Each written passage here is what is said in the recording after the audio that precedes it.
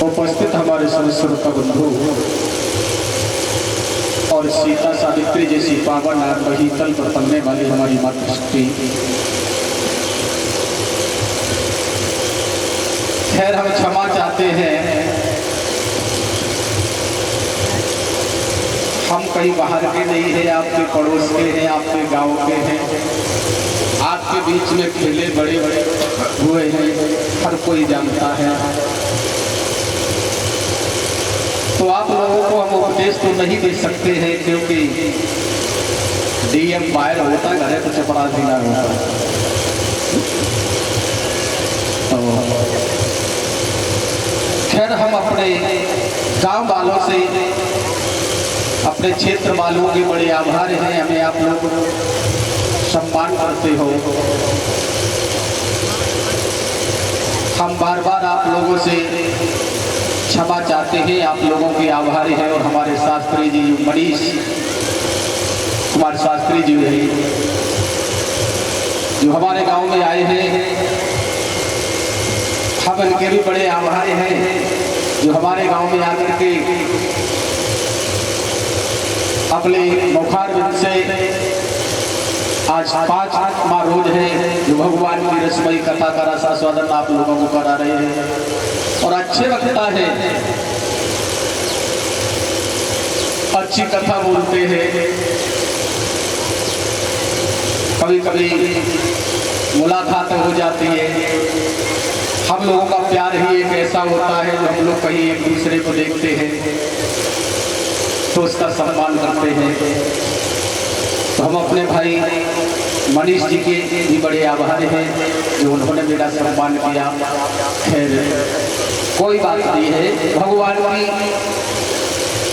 कथा में देखते हैं, ज़्यादा समय नहीं लेंगे हम आपसे, थोड़ी देर के लिए, क्योंकि फिर आप शास्त्री जी के मुखारबिंद से आप कथा श्रवण करोगे, क्योंकि हम तो गाँव के हैं आप, तो थोड़ी देर के लिए आप देखते हैं भक्त और भगवान की बारे में।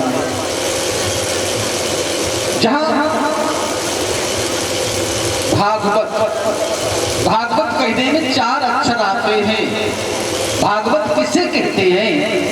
भागवत कहने में 4 अक्षर आते हैं। भा से भक्ति, गा से ज्ञान, बा से वैराग्य, ता से जहाँ भक्ति ज्ञान वैराग्य के तत्वों की चर्चा चला करती है, हम उसी को भागवत कहते हैं।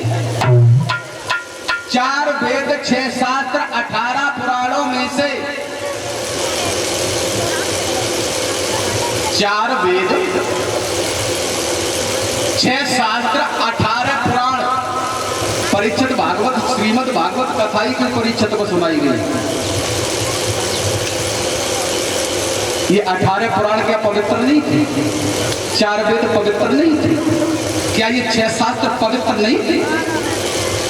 फिर ये भागवत श्रीमद् भागवत कथा ही परीक्षित को क्यों सुनाई गई? इसका कारण क्या था? इसका रहस्य क्या है?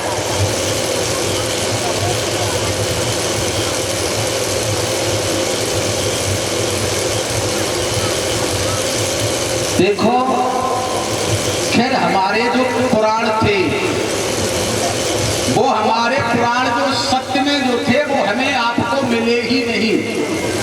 वो ब्राह्मणों ने उठा करके जो भोजपत्र पर लिखे हुए थे, वो उठा करके समुद्र में फेंक दिए थे। हमें अपनी वंशावली को सुधे मालूम नहीं है। मेरा इतिहास कहाँ चला गया मुझे खुद मालूम ही नहीं है। जो भोजपत्र थोड़े बहुत समुद्र में रह गए थे, हमारे ऋषियों को, कवियों को मिल गए, उनके आधार पर उन्होंने हमारे द्वारा इतिहास वेदों को लिख करके तैयार किया गया। और इसीलिए हर वेद में कोई न कोई मतभेद निकल आता है। किसी में कुछ लिखा रखा है, किसी में कुछ लिखा रखा है, असलियत का पता ही नहीं।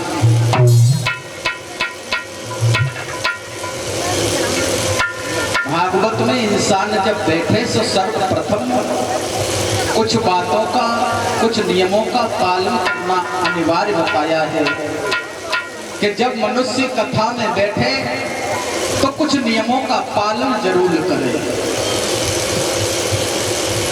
जब कथा सुनने के लिए बैठे तो बताया है अपने धन का, अपने बल का, इस कीर्ति का, जात बिरादरी का कोई भेदभाव नहीं होना चाहिए।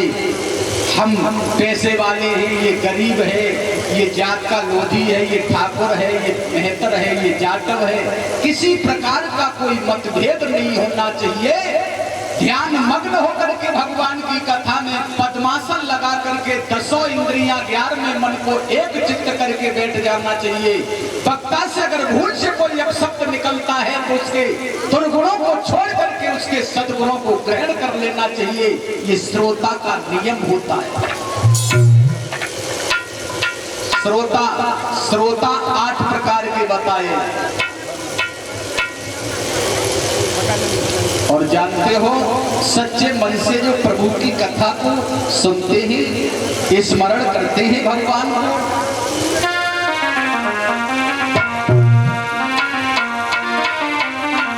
एक कवि कह रहा है